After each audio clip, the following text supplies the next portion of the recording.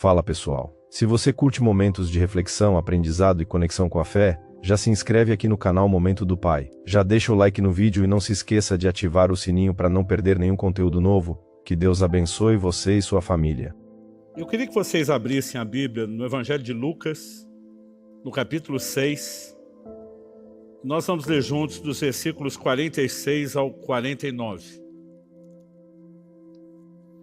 Essa foi a palavra que Deus colocou no meu coração para repartir com vocês hoje.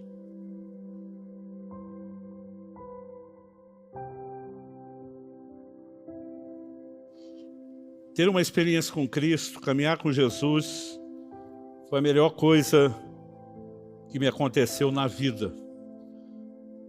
Mas, à medida em que caminhava com Ele, a gente vai descobrindo que mais do que a empolgação do início, você precisa de entendimento, você precisa de muito material claro para a sua caminhada, porque a decisão por Jesus, ela diz respeito não apenas aos próximos dias, mas ao resto da sua vida. E a Bíblia traz inúmeras advertências de que aquela caminhada que no início foi boa, ela pode, talvez ao longo do caminho, sofrer algum tipo de revés. Se nós não estivermos atentos, se nós não vigiarmos, se nós não entendemos o próprio funcionamento, da vida cristã, a gente pode colocar tudo a perder.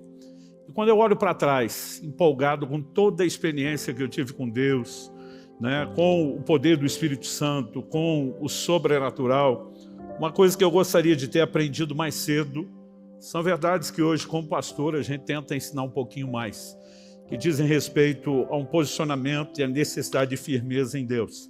Então, eu quero conversar um pouquinho com vocês a respeito disso e fazer bom uso dos 15 minutos que me deram. Normalmente é só isso mesmo? Ou foi só para mim hoje? Estou brincando, vamos lá. Lucas capítulo 6, do 46 ao 49. O que vocês me chamam Senhor, Senhor, e não fazem o que eu mando? Eu vou mostrar a vocês a quem é semelhante todo aquele que vem a mim, ouve as minhas palavras e as pratica. Esse é semelhante a um homem que, ao construir uma casa, cavou, abriu profunda vala e lançou o alicerce sobre a rocha. Quando veio a enchente, as águas bateram contra aquela casa e não a puderam abalar, por ter sido bem construído. Mas o que ouve e não pratica é semelhante a um homem que construiu uma casa sobre a terra, sem alicerces. E quando as águas bateram contra ela, logo desabou. E aconteceu que foi grande a ruína daquela casa. Praticamente o Senhor Jesus encerra o Sermão do Monte com essa ilustração, com essa alegoria. Quando você olha, por exemplo, para o Evangelho de Mateus, você vai ver uma declaração semelhante no final do capítulo 7, que é justamente o final do Sermão do Monte. Jesus, depois de trazer tanto ensino, ele demonstra ao final uma única preocupação, que vocês não sejam apenas ouvintes, que vocês se tornem praticantes da palavra.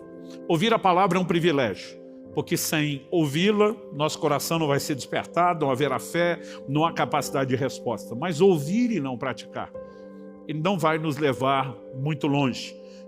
Em Mateus, no capítulo 7, de 24 a 27, nós temos agora uma outra narrativa do mesmo ensino. O texto bíblico diz assim: todo aquele, pois, que ouve essas minhas palavras e as pratica, será comparado a um homem prudente que construiu sua casa sobre a rocha. Caiu a chuva, transbordaram os rios, sopraram os ventos e bateram com força contra aquela casa. Se você puder, repita comigo: caiu a chuva, transbordaram os rios, sopraram os ventos e bateram com força contra aquela casa. Daqui a pouco vou dizer porque eu pedi que você repetisse.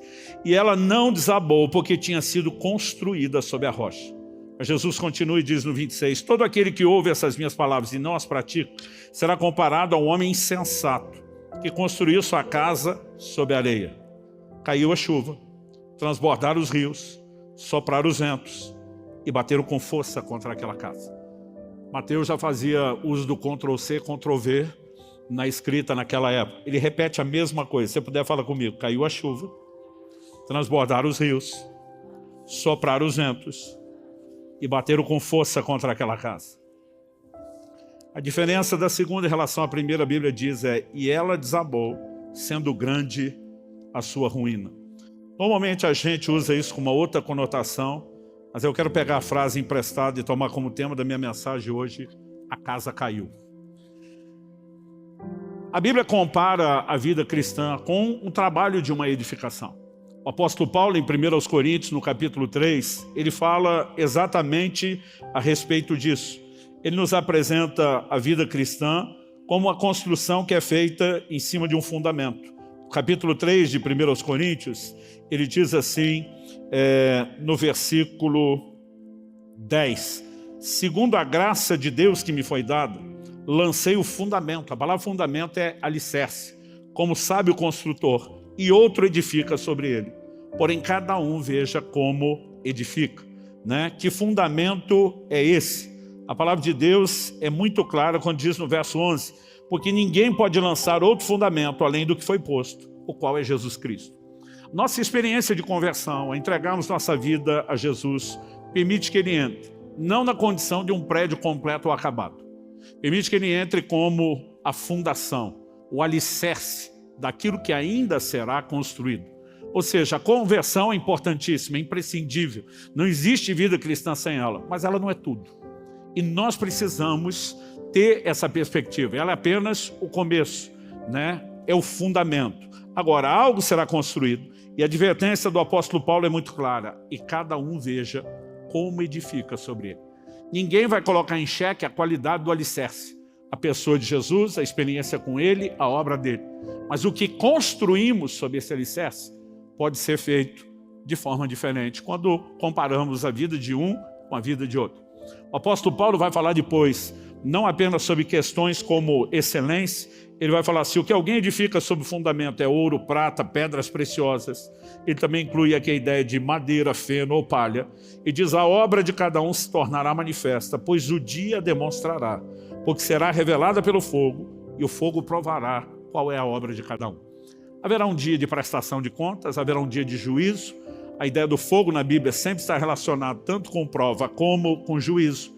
Ele diz, o fogo vai manifestar que tipo de construção nós fizemos. Então ele diz, ouro, prata e pedra preciosa, fala não só de algo excelente sendo construído para Deus, aí não há uma casinha, um casebre qualquer, nós estamos falando de uma mansão, né, de algo de muita excelência, mas também que resiste ao fogo. E diz, mas se cada um construiu foi madeira, feno ou palha, e aí nós estamos falando de um barraco mal feito, de algo que não é construído para durar e que não resiste ao fogo, ele diz, haverá uma diferença na forma como cada um será tratado por Deus no dia do juízo, de acordo com aquilo que construiu. Então, eu e você precisamos ter ciência disso e desenvolver essa mentalidade de responsabilidade, né, de que a obra não está completa e nós somos responsáveis pela qualidade daquilo que será construído a partir da experiência com o Senhor Jesus. A pergunta que eu tenho me feito demais, esse ano vou completar em dezembro 32 anos de pastorado, né? E ao que dói o coração de qualquer pastor é ver pessoas que tiveram uma experiência inquestionável, genuína com Jesus, se perderem ao longo da caminhada. Hoje, de acordo com o último censo, nós estamos em algo entre 55 a 60 milhões de evangélicos na nação. Desde que éramos 30 milhões, né, há um tempo atrás. Tem uma estatística que se mantém mais ou menos de pé. Para cada um crente firme que nós temos na igreja, nós temos em média um desviado. Ou seja, se nenhum dos nós tivesse perdido depois de uma decisão inicial, em vez de cerca de quase 60, hoje nós seríamos o dobro, quase 120 milhões, ou seja, mais de metade da população brasileira. O que me faz perguntar se o nosso maior desafio é o evangelismo ou a consolidação na fé daqueles que nós evangelizamos. E o que falta muitas vezes para as pessoas não é a experiência inicial e nem nós questionarmos se a experiência foi ou não foi genuína. Em Gálatas 3:3, Paulo diz, sois assim insensatos, que tendo começado no Espírito, estejais agora vos aperfeiçoando na carne. Tem gente que simplesmente muda o processo que foi começado para um que não é efetivo, que não é duradouro, que na verdade está sabotando essa construção. Em Gálatas 5:8, ele diz, vocês corriam bem. Ele compara a vida cristã à corrida. Mas ele pergunta depois, como uma ideia clara de quem está aplicando o conceito de que eles arrefeceram, diminuíram o ritmo, perderam o pace, da tal da corrida cristã. Ele diz: quem foi que os impediu de continuar a obedecer à verdade? Quando olhamos para os ensinos de Jesus, repetidas vezes ele tocava nesse assunto. A parábola do semeador é evidente, né? Uma sequer frutificou, mas outras 3 sementes deram fruto. O problema da segunda e da terceira é que a frutificação, ela era algo inicial, mas não perdurou, não permaneceu. Somente uma daquelas 4 situações apresentadas por Jesus na parábola do semeador nos faz ter uma semente que frutifica, que dá fruto, um fruto que permanece, como diz a Escritura. Isso não é a vontade de Deus, né? A vontade de Deus não é que nenhum pereça.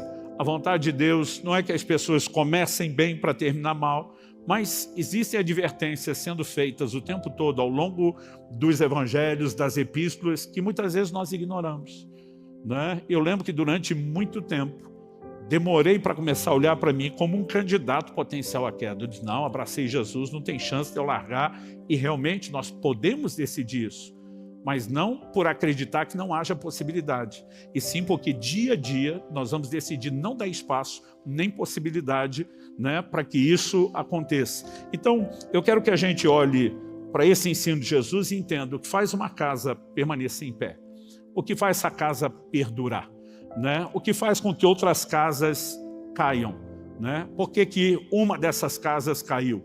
E evidentemente, ao entender isso, a gente não quer que a nossa casa caia, que a nossa construção sobre o fundamento que é Jesus venha a desabar. Nós queremos que ela perdure, mas nós precisamos entender o que faz alguém ser bem-sucedido e o que faz alguém não ser, né? Para mim, muito mais importante do que ver uma pessoa ser usada por Deus no fluir dos dons, porque isso a gente acredita tem muita importância na edificação do corpo de Cristo, mas nós sabemos que não é tudo. O próprio Jesus diz, né, em Mateus 7, pouco antes desse ensino que nós lemos agora há pouco, o próprio Jesus diz que alguns vão estar diante dele no último dia e dizer: Senhor, em teu nome profetizamos, expulsamos demônios, curamos enfermos. E você não vai ver Jesus dizendo: mentira, vocês não fizeram nada disso. Você não vai ver ele dizendo: não foi no meu nome que vocês fizeram. Mas Jesus diz: apartai-vos de mim, vocês que praticam a iniquidade, eu não vos conheço. Em outras palavras, ele está dizendo: e daí que você foi usado? Se em algum momento você não permaneceu andando na verdade, se entregou à prática do pecado e comprometeu aquilo que eu comecei, não existe nada, absolutamente nada entre nós. Há outras pessoas que são excelentes pregadores e ensinadores, mas o que deveria ser para mim e para você a grande inspiração é olhar para aqueles que terminaram bem e ter essas pessoas como verdadeiros exemplos, né? A palavra de Deus, ela também é muito clara a respeito disso. Em Hebreus, no capítulo 13, no verso 7, a Bíblia diz: lembrem-se dos seus líderes, os quais pregaram a palavra de Deus a vocês, e considerando atentamente o fim da vida deles. Você pode repetir isso comigo? Diga: o fim da vida deles. O que vale no final das contas não é o começo e nem só o meio, é como cada um de nós termina. Então ele diz: atentando, considerando atentamente o fim da vida deles, imitem a fé que tiveram. Porque uma fé exemplar quando alguém não apenas começou bem, mas quando alguém termina bem. É quando alguém se levanta como Paulo para dizer: combati o bom combate, encerrei a carreira, guardei a fé, fui até o fim, diferente dos que naufragaram na fé pelo caminho, que ele então se tornará de fato um modelo a ser seguido. Eu não sei você, mas um dos meus maiores clamores a Deus, a oração talvez que eu mais repito: Senhor, eu quero terminar bem, eu quero permanecer fiel até o fim. Eu fico lembrando o tempo todo de palavras do Senhor Jesus, como que perseverar até o fim, esse será salvo, né? Eu fico pensando sempre no dia em que eu vou cruzar aquela linha de chegada dessa corrida e ouvir da boca do Senhor Jesus a expressão: servo bom e fiel, entra no gozo do teu Senhor.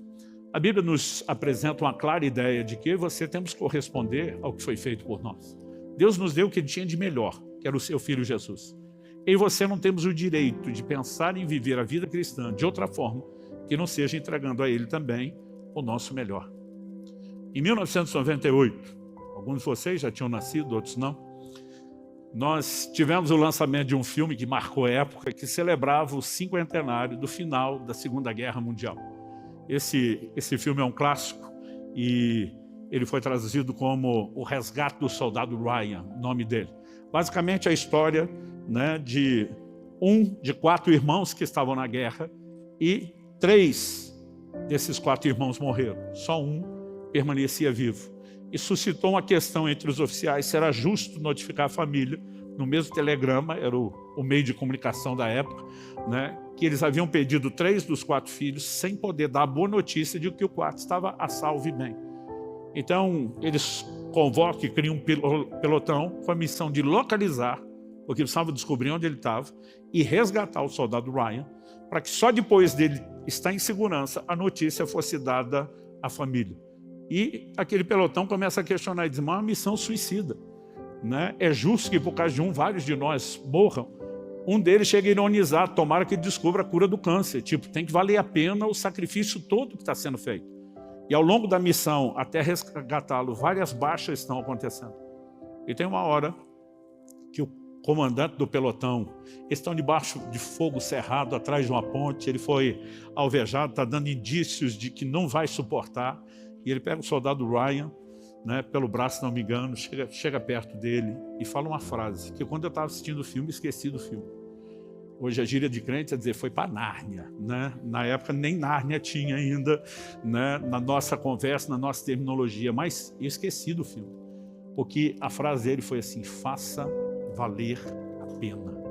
E aquela frase me transportou daquele lugar para frente do Monte Calvário. Porque a única coisa que eu conseguia pensar, o filme começa e termina com o soldado Ryan já velho, então todo mundo sabe que ele vai ser resgatado, né? Porque o filme começa e termina com a mesma cena. Aquilo não é um cemitério, é um memorial aos que morreram a guerra, e ele está lendo alguns nomes. Ao longo do filme você entende que ele está lendo o nome de pessoas que morreram na missão de resgatá-lo, né? Ele já está idoso, rodeado do que parece ser os filhos e os netos, e emocionado, com lágrimas. O filme termina com ele dizendo, eu tentei viver da melhor forma possível. Eu lembro que quando vem aquela frase, faça valer a pena, aquilo me bateu com força. Porque eu ficava pensando, se um ímpio como o que fez esse roteiro consegue ter um senso de gratidão como esse, de que alguém pelo qual outros se sacrificaram, não podia viver uma vida qualquer, tinha que viver da melhor forma possível, a pergunta a ser feita é, eu e você, que entendemos o tamanho do sacrifício que Jesus fez por nós, nós não vamos dar nenhum tipo de resposta? Isaías profetizou a respeito de Jesus e que eu e você possamos ser o cumprimento da profecia. Ele verá o fruto do penoso trabalho da sua alma e ficará satisfeito. Então, eu tomei a decisão muito tempo atrás, eu quero influenciar o maior número possível de pessoas, eu quero fazer valer a pena, eu quero viver da melhor forma possível e eu quero terminar da melhor forma possível. Eu quero entender e praticar tudo o que é necessário para que a gente termine bem. E se você está interessado em saber como terminar bem, vamos olhar um pouquinho para as lições desse texto. Feita essa pequena introdução, eu quero começar em primeiro lugar falando aqui de similaridades e distinções, né? Jesus apresentou em Lucas 6, a gente também viu isso em Mateus 17, ele apresentou 2 tipos de pessoas, ou 2 tipos de construtores, né? Com similaridades e com distinções. Os 2 tinham a mesma missão. Qual era a missão? Construir a casa. Os 2 tinham que executar exatamente o mesmo projeto, construir uma casa. E os 2 tinham que fazer isso nas mesmas circunstâncias.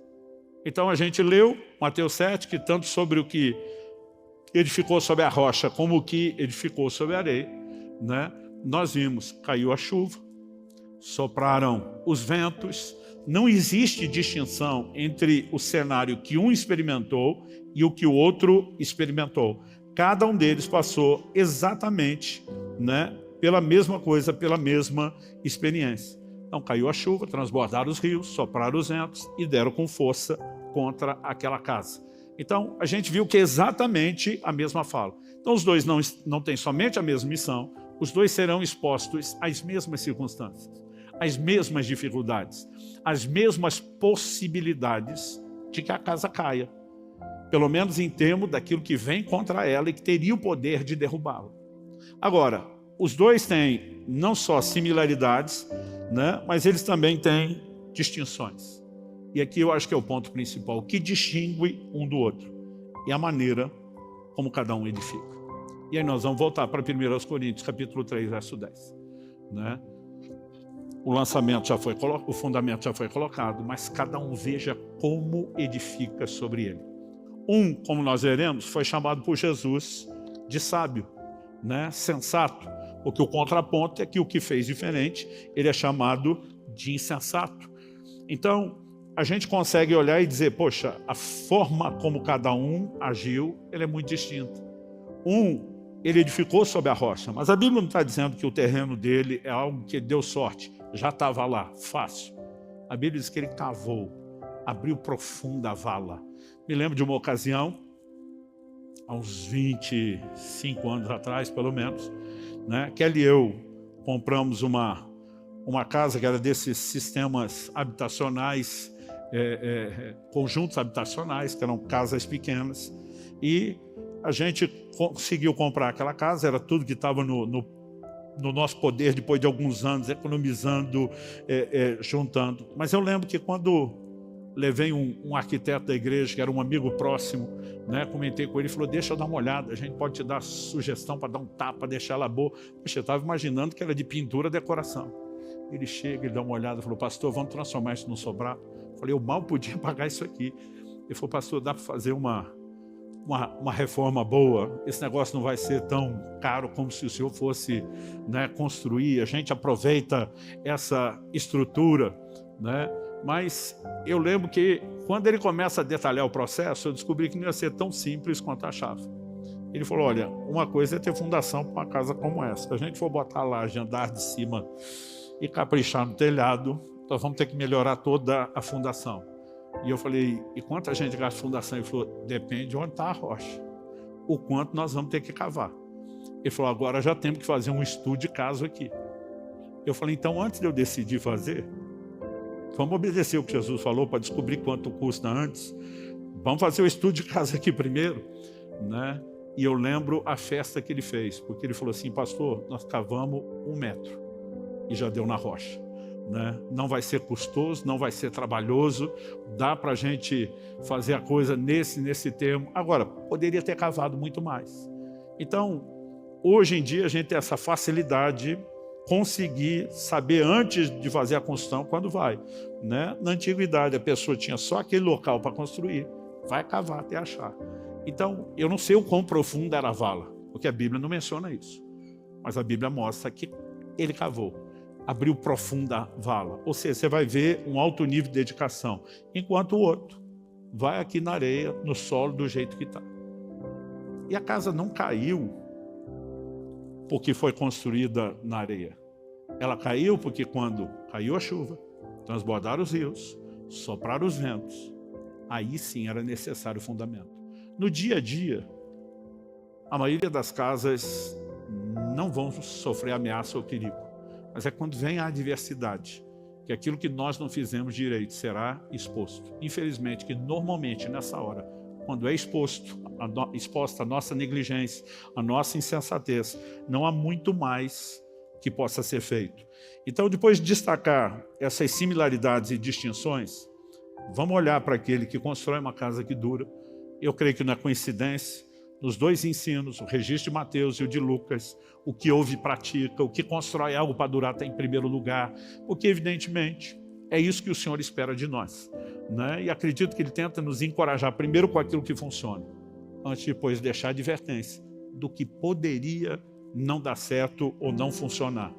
Então, em outro momento, em outro ensino, Jesus comparou a vida cristã a uma construção que exige tanto sabedoria quanto planejamento. Em Lucas, no capítulo 14, ele está falando a respeito do que significa ser um discípulo dele e que eles deveriam entender e botar na ponta do lápis qual era o custo de ser discípulo.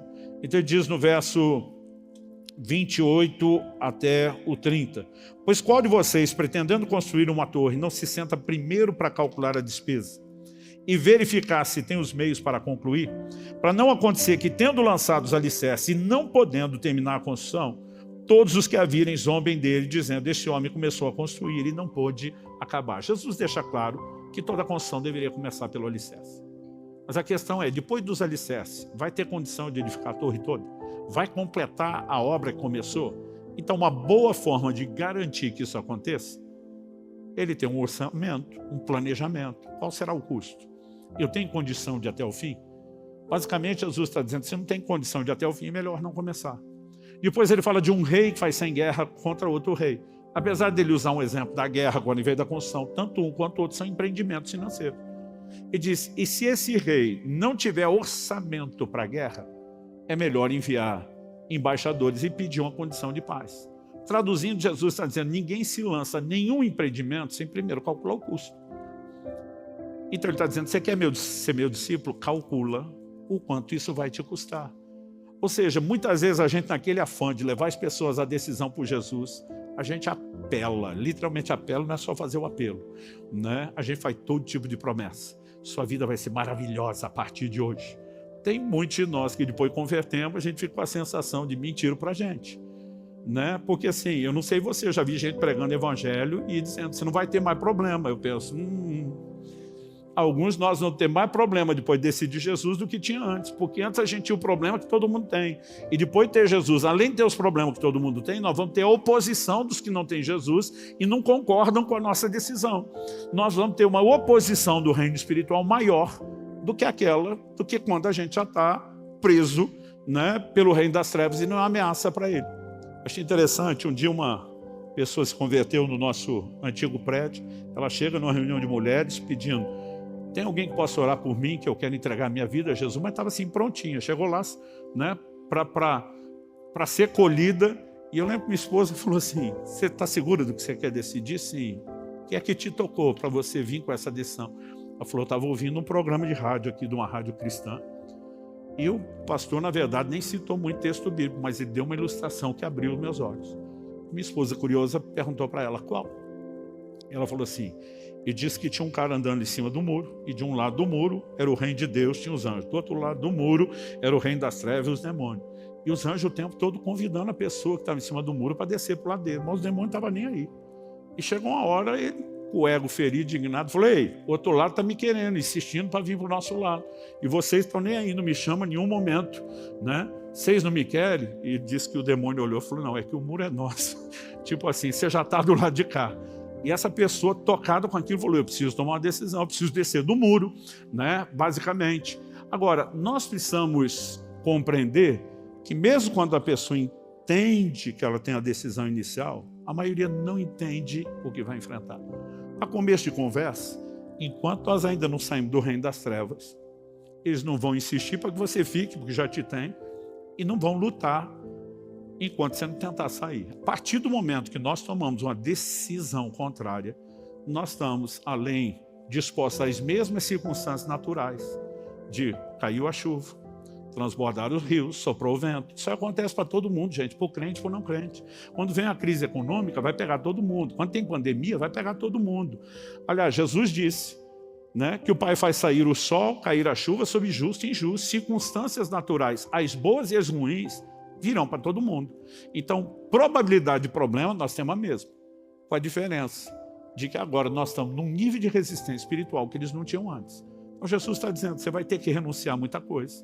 Você vai ter que cultivar valores diferentes das pessoas que estão à sua volta. E ele está dizendo, pensa bem, quanto é que custa. Então, vida cristã é algo que se planeja, né? Assim como ninguém deveria entrar num casamento sem pensar seriamente nisso, e deixa eu dar uma palavra que a gente tem bastante solteiro aqui. Quantos solteiros temos aqui que ainda não foram redimidos? Fala assim, vocês ficam com vergonha de erguer a mão. Quantos que ainda não casaram? Estão esperando o cumprimento da promessa. Aleluia. Deixa eu dar uma palavra com todo o amor e carinho desse mundo. Meu casamento, depois de Jesus, foi a melhor coisa que me aconteceu. A melhor coisa que me aconteceu na vida. Mas nenhum de nós deveria casar com uma empolgação só, não é bonitinha, é bonitinha. Gente, beleza é uma condição que muda, é relativa. Alguns estão mudando para melhor, aleluia. Outros com o tempo vão mudar para pior, né? E a Bíblia fala que, né, a beleza ela pode ser passageira, o tempo é impiedoso com a gente. Mas muitas vezes nós não estamos olhando valores como a beleza do lado de dentro, são os valores do comprometimento com Deus, valores que vão conservar um relacionamento saudável, agradável, né? Porque não adianta você ter, né, a garota ou o rapaz mais lindo do mundo em casa e é aquele tipo de gente que Provérbios fala que é como uma goteira, a mulher rixosa, é como goteira, está todo dia ali para te irritar, para infernizar a sua vida. Agora, nós precisamos pensar não só em questões espirituais, relacionais, né? E entender se isso é para a vida inteira. Depois de Jesus é a decisão mais importante da sua vida. Eu aprendi cedo que o casamento não deveria ser só uma união de pessoas, mas de propósito. É por isso que a gente bate firme, principalmente aí com os adolescentes, a turma mais nova, dizer, gente, não é hora de pensar em casamento. Vá buscar entender o que Deus tem para a sua vida, né? Vá buscar ser feliz e realizado nele. Porque se você tem um plano de casar para ser feliz, Deus te dá um conselho, não case. Né? Não vai funcionar, isso não funciona para ninguém.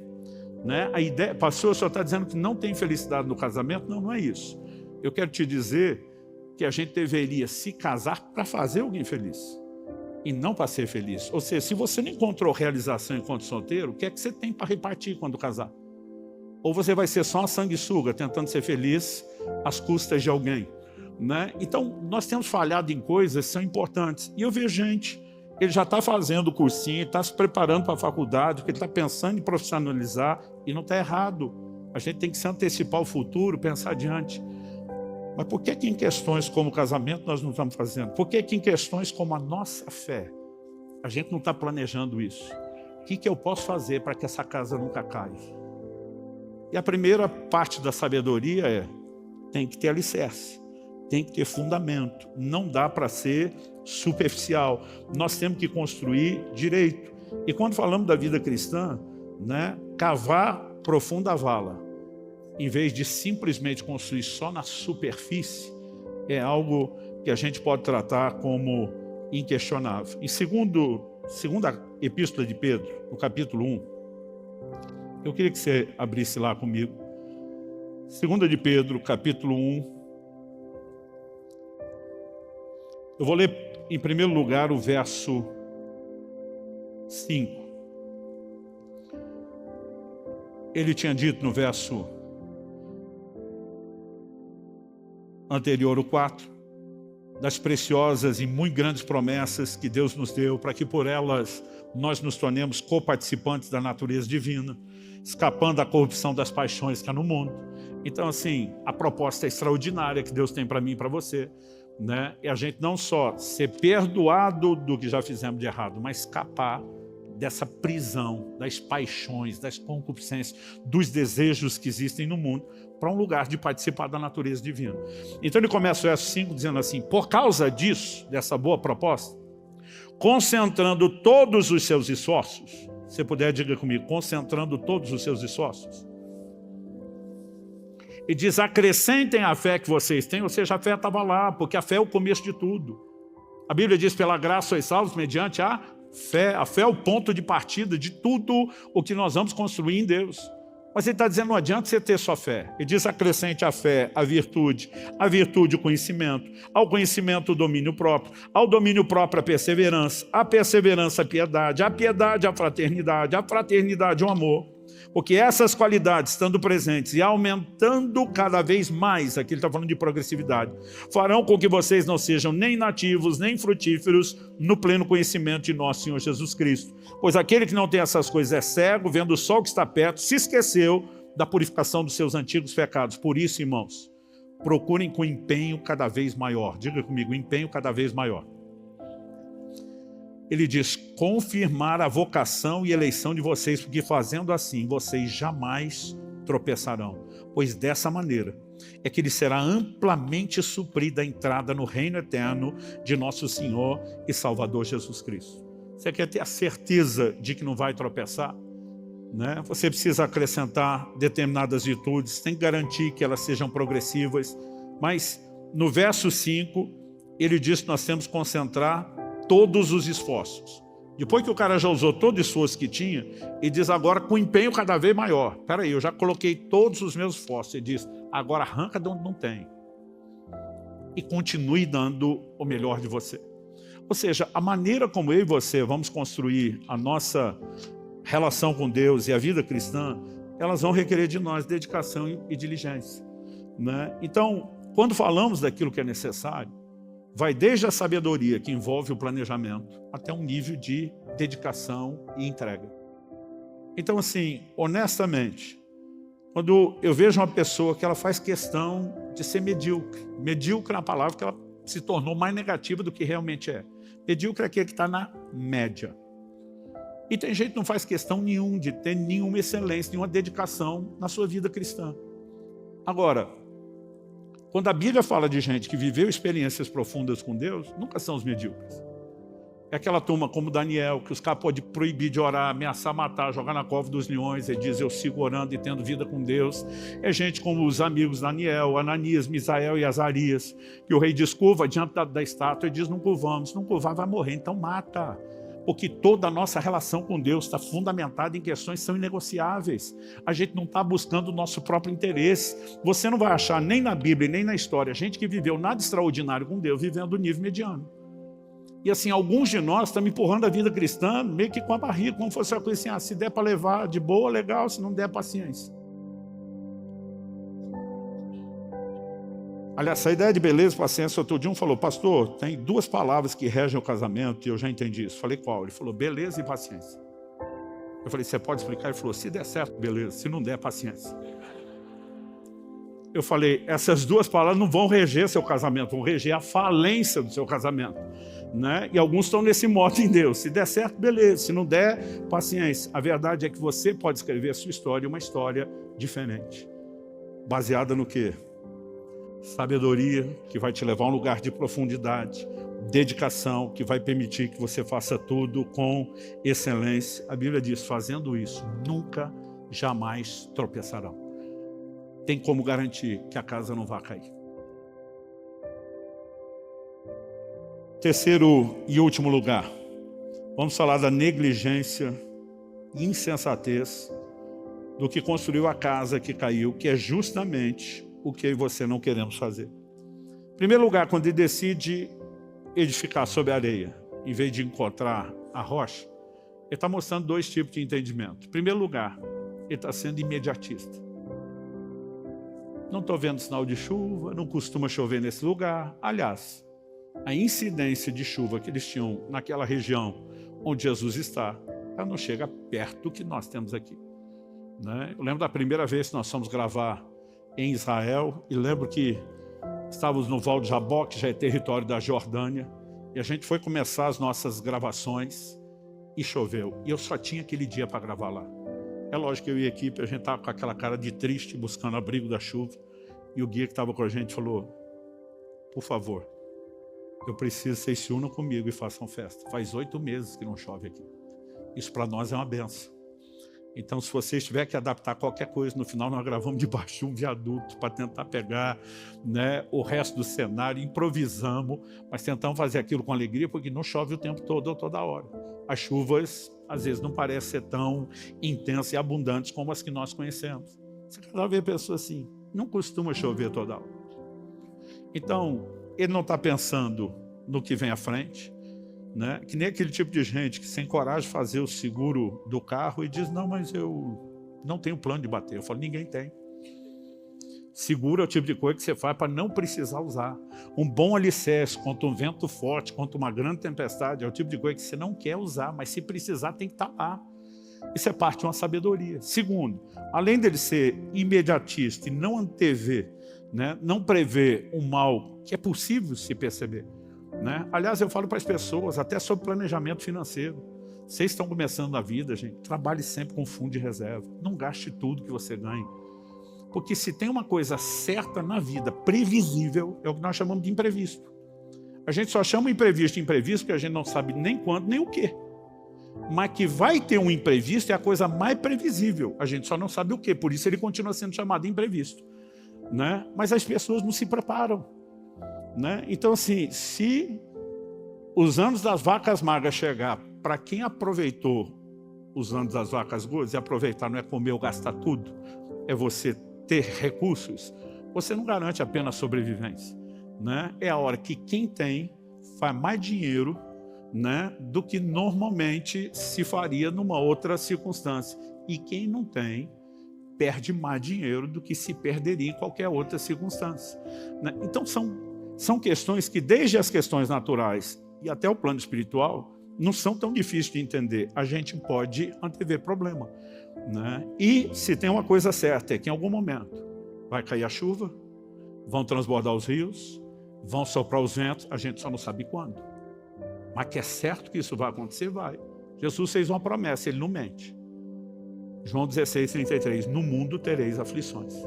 É uma promessa, gente. Nunca vi um crente acordar de manhã e dizer, reivindico o cumprimento da minha cota de aflições hoje, porque o Senhor prometeu, tua palavra é verdade, tomo posse. Mas é uma promessa. Não está nas que a gente costuma reivindicar. Mas o apóstolo Paulo diz, tantas quantas forem as promessas de Deus, nele está o sim, por meio dele, né, é o amém. Ou seja, está de pé, Deus não voltou atrás. Agora, eu e você precisamos nos preparar para os problemas que foram anunciados de antemão. Na parábola do semeador, como eu disse, Jesus fala de duas sementes, que elas até frutificam inicialmente, mas depois são abortadas. Agora, uma delas tem um problema muito parecido com esse construtor insensato.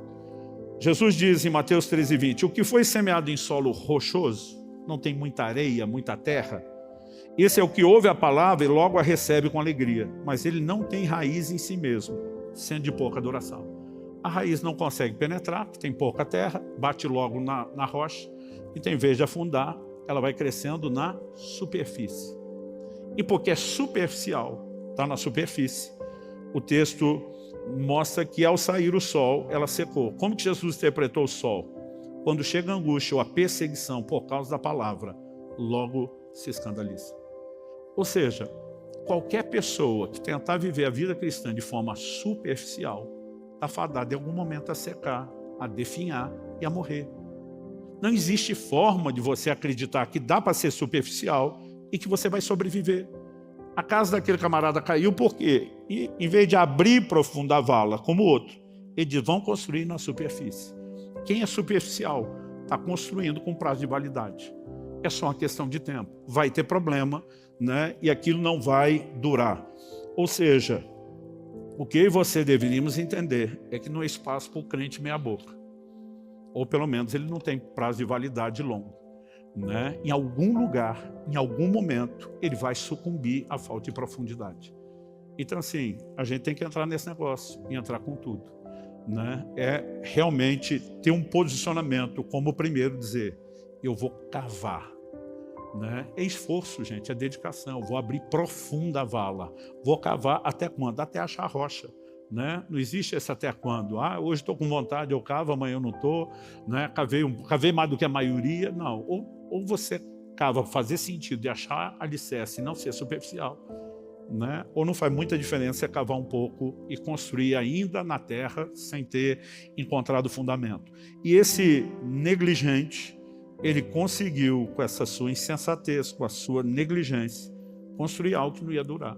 A casa de um talvez não fosse diferente da do outro.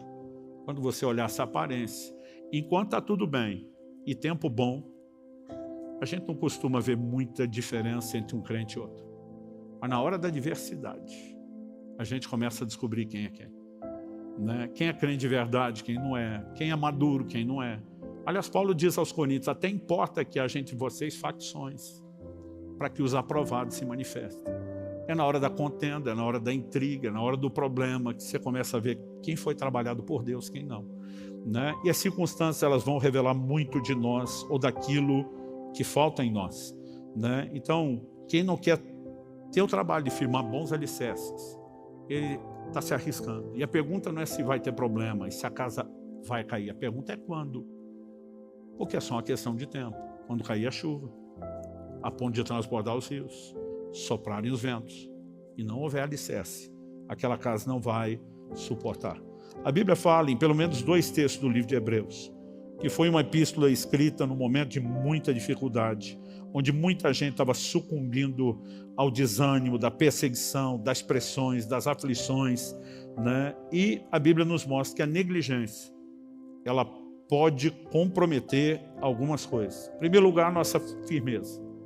Em segundo lugar, né, ela também tem o poder de nos privar de herdar a promessa. Então eu quero ler Hebreus capítulo 2, de 1 a 3 com vocês. O texto diz assim: por essa razão importa que nos apeguemos com mais firmeza. Diga comigo, mais firmeza. O texto diz: importa que nos apeguemos com mais firmeza às verdades ouvidas, para que delas jamais nos desviemos. Ou seja, a Bíblia está dizendo, por mais que você já tenha sido orientado, se agarra a isso, para não desviar. Ou seja, você tem que construir essa diminuição da probabilidade de fracasso. 2, porque se a palavra falada por meio de anjos, está falando da lei de Moisés, se tornou firme, e toda transgressão ou desobediência recebeu justo castigo, como escaparemos nós se não levarmos a sério tão grande salvação? Esta, tendo sido anunciada inicialmente pelo Senhor, depois nos foi confirmada pelos que a ouviram.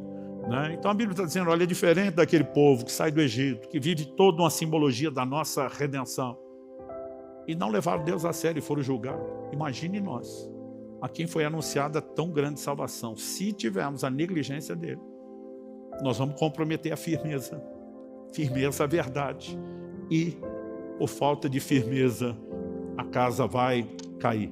Em Hebreus, no capítulo 6, o autor volta a abordar o mesmo assunto. E eu queria ler com vocês alguns versículos de Hebreus 6. Nós vamos começar no verso 9. Ele diz assim no verso 9: quanto a vocês, meus amados, ainda que falemos dessa maneira, estamos certos de que coisas melhores os esperam, coisas relacionadas com a salvação. Outras traduções diz: de vós, amados, esperamos coisas melhores que acompanham a salvação. O que é essa expectativa? Esperamos coisas melhores. Você pega lá do verso 4 até o 8, ele está falando de gente que teve uma experiência com Cristo, firme, inquestionável, né? Séria, legítima, mas tropeçaram. Não só tropeçaram. No verso 6 ele vai falar que tropeçaram a ponto de não mais poderem ser restaurados, renovados para arrependimento. Mas ele está escrevendo para os que estão de pé. Ele menciona os que caíram, mas está escrevendo para os que estão de pé. Então ele está dizendo, de vocês que estão de pé, nós esperamos coisas melhores do que aquelas que estavam na vida deles. Se ele fala de renovar para arrependimento, é porque eles tiveram arrependimento. Mas se você ler o texto, lá no verso 4, além do arrependimento, ele vai dizer que eles foram iluminados, provaram o dom celestial, se tornaram participantes do Espírito Santo, provaram a boa palavra de Deus, os poderes do mundo vindouro. São todas questões essenciais à fé. Mas quando ele diz, vocês esperamos coisas melhores, está dizendo, são essenciais, mas não são suficientes. Vocês precisam ir além. Não é apenas garantir que entraram, não é apenas garantir que vocês começaram, é vocês seguirem crescendo, amadurecendo, se aprofundando em Deus, para que vocês não vivam aquilo que eles viveram. Então, a negligência, ela vai nos sabotar, mas a diligência não vai fazer a gente ter sucesso porque houve esforço. Eu e você, de nós mesmos, não vamos muito longe. O próprio Jesus disse, sem mim nada podeis fazer. Eu não estou falando de eu e você construirmos sozinhos.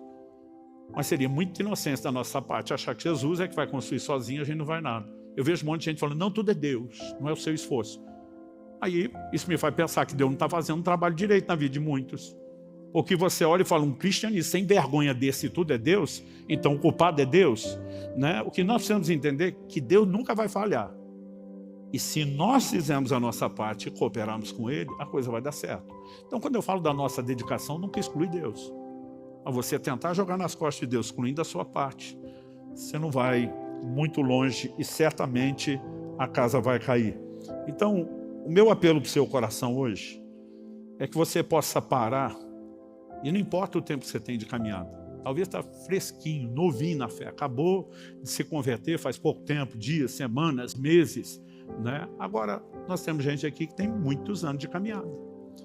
Não importa o tempo que você caminhou, e eu queria que você pudesse rever como você está edificando. E Paulo deixou claro, o fundamento já foi colocado, é Jesus. Ninguém pode mudar isso. Mas cada um veja como edifica sobre ele. Né? Que casa é essa que você está construindo sob a sua experiência com Jesus? Ah, pastor, mas o construiu sobre a rocha tem fundamento que não é isso, então um tem Jesus, outro não. Jesus está falando de pessoas que ouvem as suas palavras. Quando ele vai falar agora de fundamento, ele não está necessariamente dizendo que faltou ele na vida da pessoa. Ele está dizendo que uma casa precisa de todas as suas etapas, né? E nós precisamos construir fundação. Eu lembro de ter acompanhado, olhando de longe, a construção de alguns prédios. Você pensava, esse povo trabalha, o tempo passa, entra e sai caminhão, betoneira, eles armam ferro, e esse tal do prédio nunca aparece. Porque quanto maior é o prédio que vai ser construído, mais profundos, mais largos, estruturados precisam ser os alicerces. E quem quer crescer em Deus, e quem quer construir mais andares, né, e realmente construir algo significativo, tem que investir muito no alicerce. Isso já significa que eu e você vamos ter que ser pacientes, né? Coisa que a adolescência e início da juventude a gente não tem, tudo é para ontem. Eu sei muito bem o que eu estou falando, Deus precisou me parar muitas vezes, né? Porque eu ficava assim, desesperado, precisamos fazer acontecer, tem que chegar lá. Agora, se eu e você não tivermos a paciência de investir no alicerce, nós estamos construindo algo que não dura, né? Então não é inteligente pular a parte do alicerce e nem tampouco fazer com pressa ou de qualquer forma. Mas mesmo que você já tenha passado essa fase, a pergunta depois é: como nós estamos edificando, né? Qual o nível de resiliência ou de resistência você está desenvolvendo? A gente não sabe o tipo de tempestade que vem. Mas você chegasse a um ponto, como muitos cristãos têm vivido, principalmente no Oriente, de se não negar Jesus, morre, você continuaria firme na fé? Alguns de nós, por ameaça nenhuma, só em troca de prazer, já estamos cedendo. Ah, pastor, mas não creio que nós vamos ter perseguição. Eu espero também que a gente não viva o que eles estão vivendo do lado de lá. A pergunta não é se você crê ou não crê. É qual o nível de compromisso que você tem com Jesus e com a sua fé. Essas coisas têm que ser avaliadas. Qual o nível de resiliência que nós estamos desenvolvendo? Nós vamos suportar pressão dos outros, zombaria, porque Jesus disse que isso tudo aconteceria. Agora, além da vida cristã como um todo, eu acho que vocês que ou estão para entrar no casamento, ou entraram há pouco tempo, a maioria não tem os 30 anos de casado que eu estou para completar, né? Algumas coisas que a gente tem que se questionar. Como é que nós estamos edificando nossas casas? Porque tem questões, gente, que não adianta você espiritualizar. Eu acho que alguém que não ora pela sua casa já começou perdendo. Mas tem gente que só ora e é negligente nas outras coisas. E o seu casamento não sobrevive só de oração. Em 1 Coríntios 7,5, Paulo está dando uma instrução aos casados, ele fala da intimidade entre marido e mulher, diz, não se neguem um ao outro.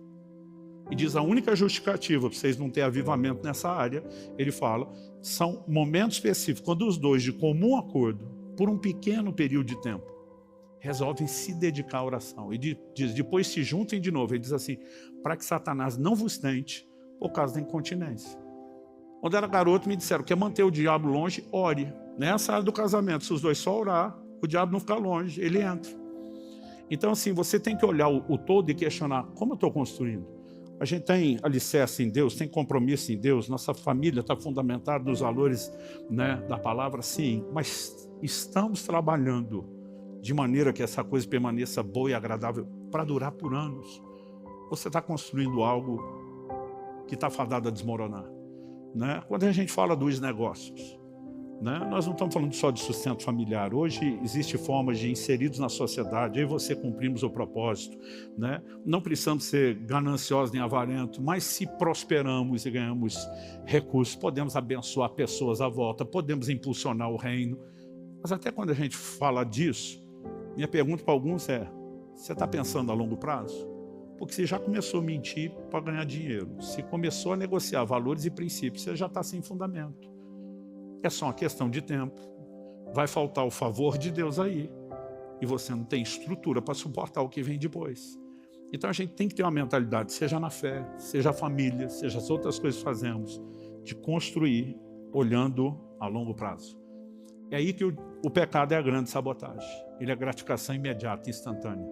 Mas se a pessoa for consequente, se ela medir as consequências, ela vai dizer, não é inteligente, não vale a pena, né? Agora, quando eu e você olhamos para a vida cristã e entendemos isso, vai fazer diferença, né? Vai fazer toda a diferença. Havia um temor muito grande no meu coração antes de gerar filhos. E lógico que todo casal que é a alegria da multiplicação, os bebês em casa, vê-los crescer, né? Que ali eu podemos dizer que nossas grandes alegrias foram nossos filhos, né? Hoje eles nos deram outras alegrias que não concorrem, complementam, que são os netos, né? Os netos são a sobremesa da vida. Para quem já chegou lá, é algo especial. Mas honestamente, havia um temor.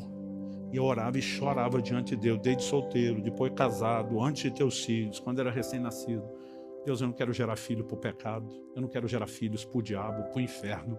Eu quero gerar filhos que te amem, que te temem, que temam o Senhor. Nós vamos precisar de discernimento para encaminhá-los a cumprir o propósito. Nós vamos ter que ter entendimento.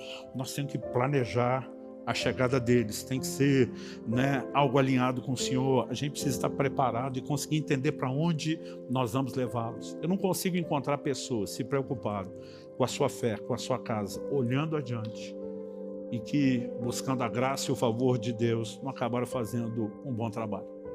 Normalmente quem não fez, não é alguém que acordou uma manhã resmungando, hoje é dia de maldade, o que é que eu posso fazer para sabotar meu relacionamento com Deus, para arrebentar minha família. Não começou com planejamento, mas não houve aquelas medidas de precaução que deveriam ser tomadas. E lá na frente você vai ter gente arrependida, lamentando, dizendo, não é o que eu queria, mas que infelizmente escolher um caminho errado, né? Eu posso te dizer, depois de muito tempo, de ter olhado para muito amigo, de ter olhado para muita ovelha, para muito discípulo, né? As pessoas, ao longo do caminho, estão determinando a durabilidade do que constrói. Não é Deus que está fazendo isso, somos nós. E o meu apelo a você é que você enxergue, além desse ano, além dessa fase, além dessa estação, e pense uma vida inteira, e que você possa terminar bem. Quando o povo ia entrar na terra prometida, Deus fez o milagre de abrir o Jordão. Se alguém quisesse desistir e voltar, não ia ter milagre, ia ter que voltar nadando. Porque tem coisas que Deus vai abrir diante de nós, diz, anda para frente e não pense em retornar, né? E aí você precisa de um planejamento de uma vida inteira. A vida cristã não é como uma corrida dos 100 metros rasos. Ela está mais para uma maratona ou ultramaratona. E nós vamos ter que ter fôlego, força, determinação. Mas há uma recompensa indizível para todos aqueles que vão terminar e vão terminar bem. Eu quero abençoar, não só profetizando, declarando sobre sua vida, né, vai terminar bem porque alguém disse, mas tentando dar ferramentas que te ajude a chegar lá. Você recebe essa palavra em nome de Jesus.